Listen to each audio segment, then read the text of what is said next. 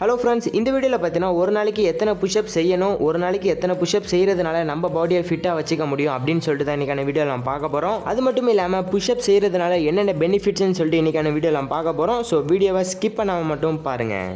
வீடியோக்குள்ளே போகிறதுக்கு முன்னாடி நம்ம சேனலை சப்ஸ்கிரைப் பண்ணாமல் பார்த்துட்டிங்கன்னா மறக்காமல் சப்ஸ்கிரைப் பண்ணிக்கோங்க. கூட இருக்க பெல் பட்டனையும் கிளிக் பண்ணி வச்சு மறக்காமல் ஆல்ன்ற ஆப்ஷனில் போட்டிருக்கீங்களான்னு சொல்லிட்டு செக் பண்ணிக்கோங்க. ஓகே ஃப்ரெண்ட்ஸ், ஒரு நாளைக்கு எத்தனை புஷ்அப்ஸ் எடுக்கிறதுனால நம்ம பாடியை ஃபிட்டாக வச்சுக்க முடியும் அப்படின்னு கேட்டிங்கன்னா 50லேருந்து 100 புஷ்அப்ஸ் எடுக்கிறதுனால நம்ம அப்பர் பாடியை ஃபிட்டாக வச்சுக்கலாம்னு சொல்லிட்டு ரிசர்ச்சில் சொல்கிறாங்க. ஸோ கரெக்டான ப்ரொசீஜரில் பார்த்தீங்கன்னா நீங்கள் ஒரு நாளைக்கு 50லேருந்து 100 புஷ்அப்ஸ் எடுக்கிறதுனால உங்கள் பாடியை ஃபிட்டாக வச்சுக்கலாம். ரிசர்ச்சில் பார்த்தீங்கன்னா நிறைய பேர் ஒரு நாளைக்கு 300 புஷ்அப்ஸ் வரைக்கும் பண்ணுறாங்க அப்படின்னு சொல்கிறாங்க. ஸோ நீங்கள் அந்த அளவுக்குலாம் பண்ண தேவையில்ல, நார்மலாக 50லேருந்து 100 புஷ்அப்ஸ் செஞ்சாலே போதும். புஷ்அப்ஸ் பார்த்தீங்கன்னா நீங்கள் மார்னிங் ட்ரை பண்ணுறது ரொம்பவே நல்லது. புஷ்அப்ஸ் பார்த்தீங்கன்னா கரெக்டான ப்ரொசீஜரில் எப்படி பண்ணுறது, புஷ்அப் செய்கிறதுனால என்னென்ன பெனிஃபிட்ஸ்னு சொல்லிட்டு நான் வீடியோ போட்டிருக்கேன். அது பார்த்தீங்கன்னா டிஸ்கிரிப்ஷனில் அதோட லிங்க் தரேன், மறக்காம பாருங்க. தேங்க்ஸ் ஃபார் வாட்சிங்.